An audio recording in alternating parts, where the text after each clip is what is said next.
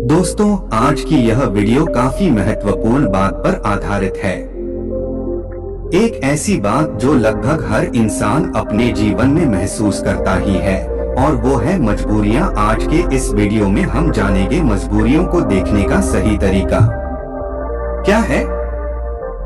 मजबूरियां जीवन का एक महत्वपूर्ण हिस्सा है और हमारे जीवन में अक्सर आती है। मजबूरी एक व्यक्ति के जीवन में ऐसी स्थिति को दर्शाती है जहां व्यक्ति कुछ करने में सीमित रह जाता है, अक्सर बिना अपनी इच्छा के, क्योंकि उनके पास कोई दूसरा विकल्प नहीं होता। ऐसी स्थिति में हम जो करना चाहते हैं, हम वो चाहकर भी नहीं कर पाते। यह एक ऐसी परिस्थिति होती है जहां पर व्यक्ति अपने मन के अनुसार चुनाव नहीं कर सकते और अपने हथियार डाल देते हैं। मजबूरी में हमें अक्सर वही करना पड़ता है जो हमारे सामने रखा गया हो, ना कि वो जो हम करना चाहते हैं। ये मजबूरियां हमारी आर्थिक, सामाजिक, पारिवारिक और व्यक्तिगत स्थितियों से जुड़ी होती हैं। कुछ लोग मजबूरियों से कोसों दूर भागते हैं और कुछ लोग उनका डटकर सामना करते हैं। मजबूरियों से निपटने के लिए नए तरीके ढूंढते हैं। तो आइए इस कहानी के माध्यम से जानते हैं कि कैसे हम अपने जीवन की एक मजबूरी को एक अवसर में बदल सकते हैं। यह कहानी एक व्यक्ति के बारे में है जो बहुत दुखी था। एक समय की बात है। एक छोटे से गांव में एक आदमी रहता था। वह गरीब था और उसके पास केवल एक छोटा सा घर और छोटी सी जमीन थी। उसका जीवन कठिनाइयों से भरा पड़ा था और उसकी मजबूरी उसे रात दिन परेशान किया करती थी। अपनी पत्नी और एक बेटा होने के बावजूद वह आदमी बड़ा ही अकेला महसूस करता। वह मन ही मन सोचता रहता कि मेरे जीवन में कितनी मजबूरियां हैं। मुझे अपने घर का खर्च चलाने के लिए रोज काम पर जाना पड़ता है। अगर मैं काम नहीं करूंगा तो मेरा परिवार क्या खाएगा? मेरा घर कैसे चलेगा? मेरे बेटे के जीवन में अच्छा भविष्य लाने के लिए मुझे मजबूरन काम करना पड़ता है। उसे अपना काम एक बोझ लग रहा था और यह सोचकर वह बहुत दुखी था। एक तरफ जहां लोग उसी गांव के तालाब पर मस्ती करने आते हैं और अपने दोस्तों के साथ सुकून भरा वक्त गुजारने आते हैं, वहीं इस आदमी को वहां मजबूरन मछलियां पकड़नी पड़ती ताकि उसके घर के खर्चों में खाने पर होने वाला खर्च कम हो सके और उसका परिवार यह तालाब से पकड़ी हुई मछलियां खा सके। वह आदमी मजबूर था और वह अपने परिवार को खुश देखना चाहता था, पर उसकी मजबूरियों ने उसके घर से सुख और शांति को खत्म ही कर दिया था। उसे ऐसा लग रहा था कि अपने जीवन में इतने सारे कमियों के कारण वह कभी खुश नहीं रह पाएगा। एक दिन इसी बात से परेशान होकर वह एक पेड़ के नीचे बैठकर रो रहा था। तभी एक साधु उसकी ओर आ रहा था। साधु ने देखा कि उसके चेहरे पर बहुत सारे गम थे। उस साधु ने देखा कि वह व्यक्ति दुखी होकर फूट फूट कर रो रहा था। साधु ने उस व्यक्ति के पास जाकर पूछा, क्या हुआ बेटा, तुम इतने क्यों परेशान? उस आदमी ने साधु की ओर देखा। वह साधु साधारण कपड़ों में था और उसको देखकर व्यक्ति सोचने लगा, भला ये साधु क्या मदद कर पाएगा मेरी?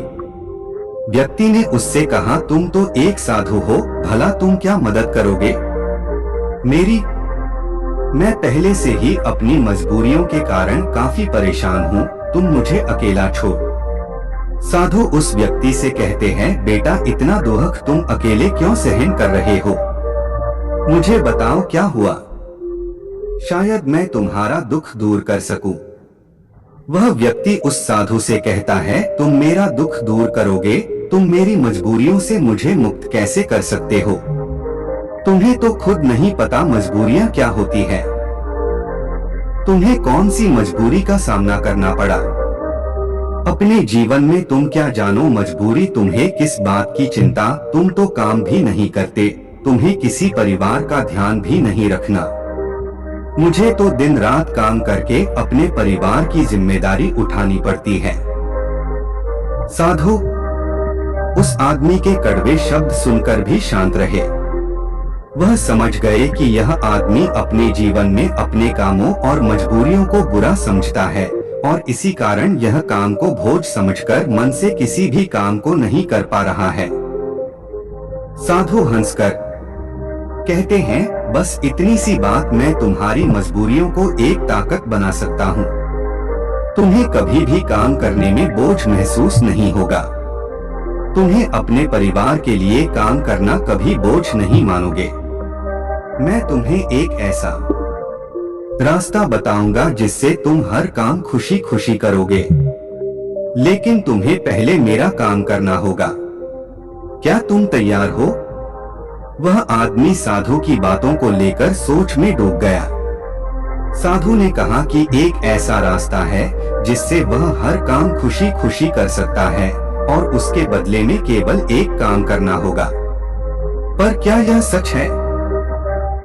ऐसा कुछ इस साधु को पता भी होगा या ये साधु बस मुझे पागल बना रहा है?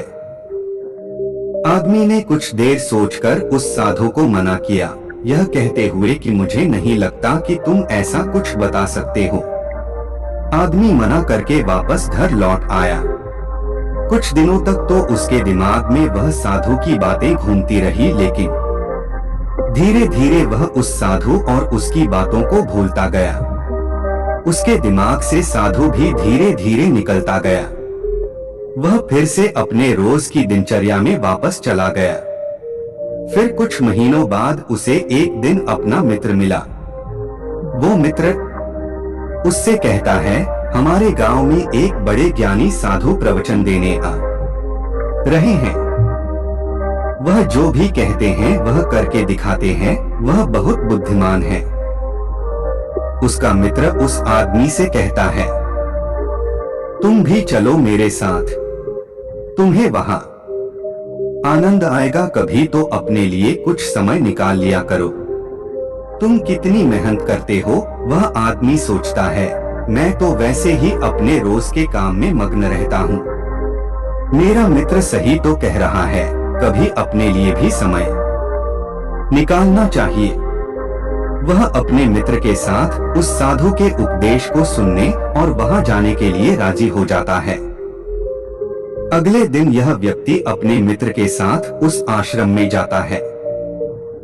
वहां उसे वही साधु दिखता है जो उसे उस दिन काम को खुशी खुशी करने का मार्ग बताने का वादा कर रहा था।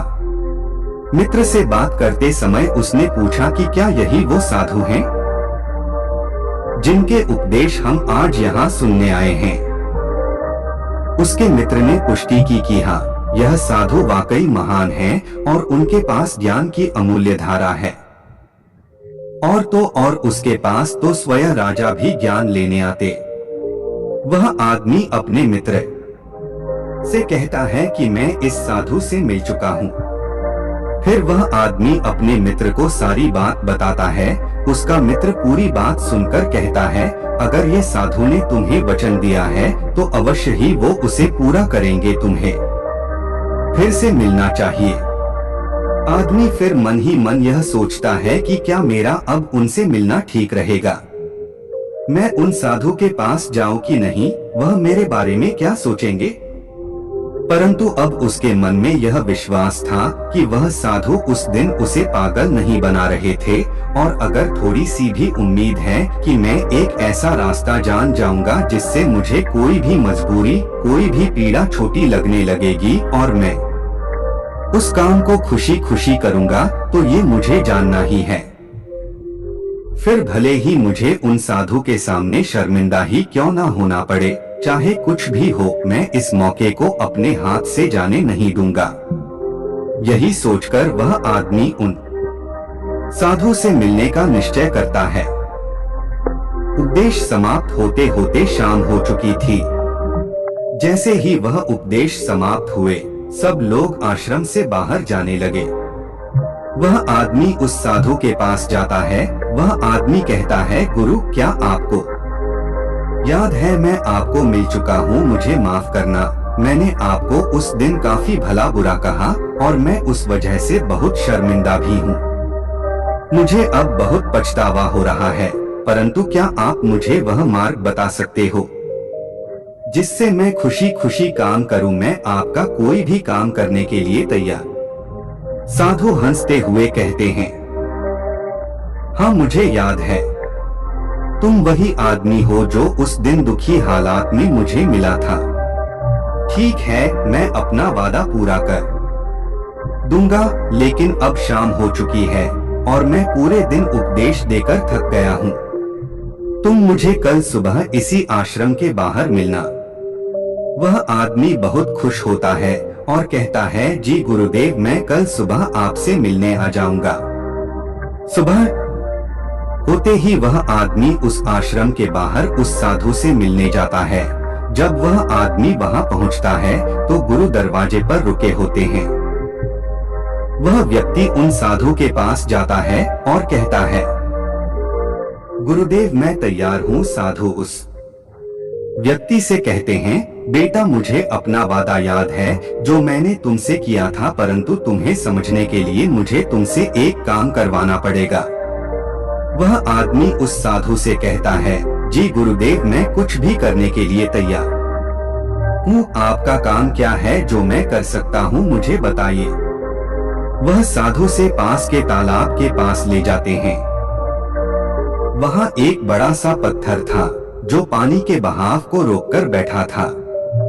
साधु उस व्यक्ति से कहते हैं, बेटा क्या तुम्हें यह पत्थर दिख रहा है जो पानी के बहाव को रोककर बैठा हुआ व्यक्ति कहता है, जी। फिर साधु कहते हैं, तुम्हें इस पत्थर को यहाँ से हटाना है। जैसे ही तुम इस पत्थर को हटाओगे तुम्हें तुम्हारे प्रश्नों के उत्तर मिल जाएंगे। व्यक्ति कहता है, लेकिन गुरुदेव ये कैसे मुमकिन है? ये तो इतना बड़ा पत्थर है, मैं इसे कैसे हटाऊंगा? और फिर इस पत्थर को हटाने से मेरे जीवन की मजबूरियां कैसे हट जाएंगी? मुझे कुछ समझ नहीं आ रहा। साधु कहते हैं, तुमने कहा था कि तुम मेरा कोई भी काम कर दोगे, तुम्हें इस पत्थर को हटाना ही पड़ेगा, अन्यथा मैं तुम्हें तुम्हारे प्रश्नों का उत्तर कभी नहीं बताऊंगा। अब मैं अपने आश्रम जा रहा हूँ, जब तुम यह काम कर दोगे उसके बाद तुम मुझसे मिलने आना। इतना कहकर साधु अपने आश्रम की ओर बढ़ गए। उस आदमी ने सोचा, मुझे यह समझ नहीं आ रहा है कि गुरुदेव मुझे इस पत्थर को हटाने का काम क्यों दे रहे, लेकिन जो कुछ भी हो मेरे समस्याओं का हल तो मुझे चाहिए। मैं अपने जीवन से बहुत दुखी हूँ और अगर मुझे इस पत्थर को हटाने से मुझे गुरुदेव उत्तर बता देंगे तो ठीक है।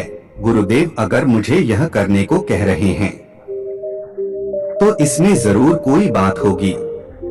इतना सोचकर उस आदमी ने उस पत्थर को अपने हाथों से हटाने का प्रयास शुरू किया, लेकिन वह पत्थर इतना विशाल और भारी था कि वह थोड़ा भी नहीं हिला।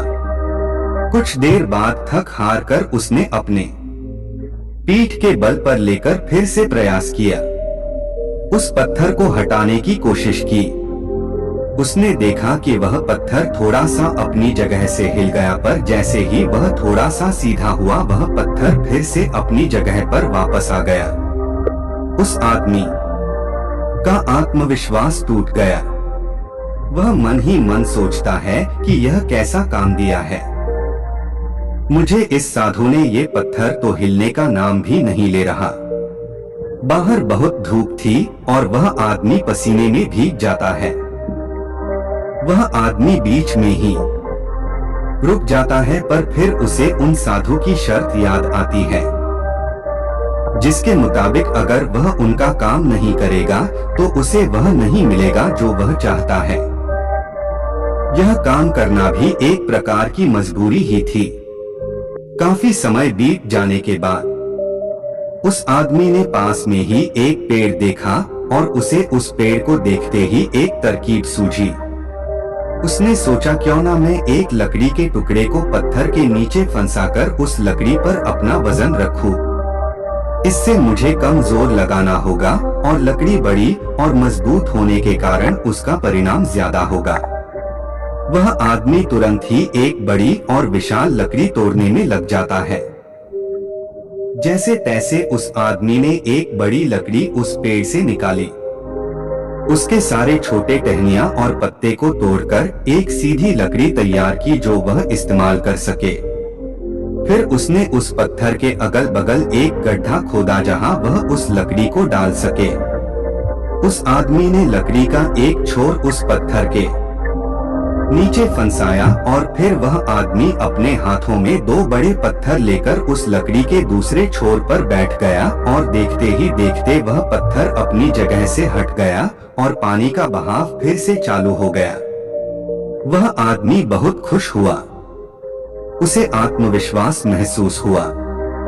वह दौड़ता हुआ उन साधु के पास गया और कहा, गुरुदेव, मैंने कर दिखाया। मैंने उस पत्थर को हटा दिया और मैंने अपना वचन भी पूरा कर दिया।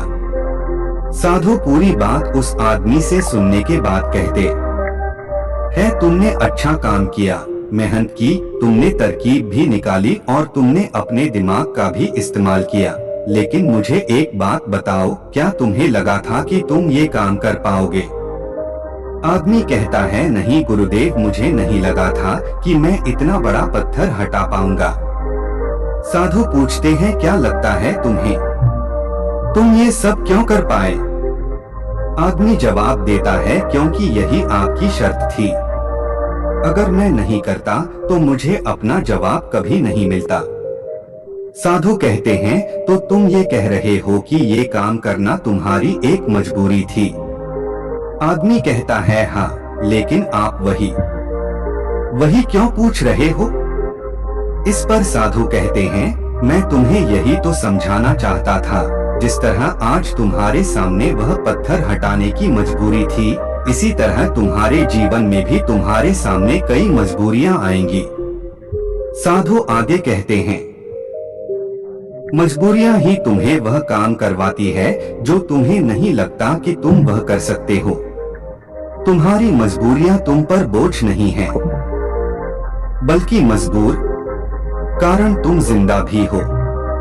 तुम खुद सोचो, अगर तुम्हारे ऊपर मजबूरियां ना होती और काम करके अपने परिवार के लिए कमाई करने की कोई पाबंदी ना होती तो क्या तुम अपने घर से बाहर भी निकलते? नहीं ना, तुम एक ही जगह है, बस आराम से बैठे रहते। लेकिन क्या ऐसा आराम करना ठीक है? क्या तुम्हारे शरीर में बीमारियां नहीं आ जाती?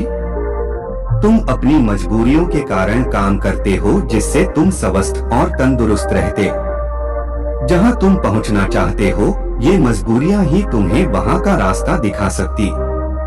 वह हमें बताती है कि हमें क्या करना चाहिए। उस लक्ष्य तक पहुंचने के लिए तुम्हारी समस्या यह नहीं है कि तुम्हारे ऊपर मजबूरियां हैं, बल्कि तुम्हारी समस्या यह है कि तुम उन मजबूरियों को एक बोझ समझ रहे हो। हमारी मजबूरी हमारे लक्ष्यों को प्राप्त करने में हमारे लिए एक माध्यम बन सकती है और हमें नए दिशाओं में ले जा सकती है। जैसे कि तुमने लकड़ी का उपयोग किया ताकि उस पत्थर को हटा सको, ऐसा ही कुछ हमारे साथ जीवन में भी होता है। जब हमसे ऊंचे स्तर के लोग, जैसे कि हमारे बॉस या फिर माता पिता या फिर कोई गुरु हमें कोई कठिन काम देते हैं, तो हमें लगता है कि यह काम हमारे लिए बहुत मुश्किल है। उदाहरण के रूप में, जब हमारे बॉस हमें एक बड़े और कठिन काम को संभालने का काम देते हैं, या जब तुम्हारे व्यापार में कोई विरोधी व्यापारी तुम्हारी तकलीफें बढ़ा देता है जो तुम्हारे लिए मुश्किल होता है, तो तुम कैसे उसका सामना करोगे? अक्सर हम नहीं चाहते कि ऐसी समस्याएं हमारे सामने आए, लेकिन सच्चाई तो ये है कि वह हमारे सामने है और हमें हमारे लक्ष्यों को प्राप्त करने से रोक रही है। क्या लगता है आप ज्यादातर लोग इस स्थिति में क्या करते होंगे? बेशक कोई नहीं चाहता कि वह संकट में आए, लेकिन जब एक विशाल समस्या उनके सामने खड़ी होती है, ऐसी कठिन समस्या है जो उन्हें परेशान करती है, तब क्या करते होंगे लोग? जब भी हमारे जीवन में विशाल और भयानक समस्याएं आती है, तो हकीकत में वह हमसे सवाल पूछती है, क्या तुम इस लक्ष्य के काबिल? क्या तुम इस परीक्षा का सामना कर सकते हो? आप क्या करोगे? क्या होगा आपका उत्तर? इस प्रश्न पर क्या होता है जब आपके सामने एक समस्या खड़ी हो जाती है जिसका समाधान आपके लिए मुश्किल होता है? क्या आप भाग जाए? क्या आप अपने लक्ष्य को किस्मत के हाथों छोड़ देंगे? अगर हम इतिहास की ओर देखें तो हजारों लोगों ने इन सारे प्रश्नों का उत्तर नामे दिया। उन्होंने अपने हथियार डाल दिए, अपने लक्ष्य को छोड़ दिया, सिर्फ इसलिए क्योंकि उनके सामने एक बड़ी समस्या आ गई थी। ऐसा हम आज के युग में भी करते हैं। हम हार मान लेते हैं। हम अपने उच्च स्तर के लोगों को पागल तक कह देते हैं कि क्या सोचकर मुझे यह काम सौंपा गया, यह काम तो किसी से भी नहीं होने वाला, या फिर हम अपने लक्ष्य को त्याग देते हैं यह कहकर कि शायद यह लक्ष्य मेरे भाग्य में ही नहीं है। लेकिन इतिहास के कुछ लोगों ने इस प्रश्न का उत्तर हाँ में दिया। वे डटकर खड़े हुए और समस्या की आंखों में देखकर उसका समाधान निकाला। वह कुछ बड़ा कर पाए उसी समस्या के कारण, और सच कहूं तो वह महान व्यक्ति आज उस मुकाम पर कभी नहीं पहुंच पाते। अगर उनके सामने वह समस्या नहीं आई होती तो उनकी समस्याओं ने उन्हें बड़ा बनाया, उन्हें मजबूर किया। नए रास्ते ढूंढने में कोई ऐसा रास्ता जो आज तक किसी ने नहीं सोचा था। बड़े और महान लोग भी अक्सर अपनी समस्याओं से जूझते हैं और उन्हें पार करने के लिए नए रास्ते ढूंढते हैं। समस्याएं हमें मुश्किल में डालती हैं और हमें मजबूर करती है। नए रास्तों की तलाश करने में यही तरीका है जिससे हम अपने लक्ष्यों को हासिल कर सकते हैं और अपने जीवन को सफल बना सकते हैं। और यही सही तरीका है हमारी मजबूरियों को देखने का। जब तुम्हारी नजर अपने लक्ष्य पर होगी तो तुम्हें अपनी समस्याएं छोटी लगने लगेगी। इसीलिए मजबूरियां अच्छी होती है। तो अगली बार जब तुम किसी मजबूरी में खुद को पाओ तो खुश हो जाना, क्योंकि ये एक मौका है तुम्हें अपने आप को साबित करने का और उसी दौरान वह बनने का जो तुम पहले कभी नहीं थे। दोस्तों, आपने आज के इस वीडियो से क्या सीखा है वह मुझे आप कमेंट में बता सकते हैं। इसी के साथ मैं उम्मीद है कि आपको आज की वीडियो पसंद आई। तो इस वीडियो को उस इंसान को शेयर करें जिससे इसकी सख्त जरूरत है, और उसी के ठीक बाद चैनल को सब्सक्राइब करें। तो चलिए फिर मिलते हैं ऐसी एक और नई वीडियो। तब तक के लिए अपना ख्याल रखें।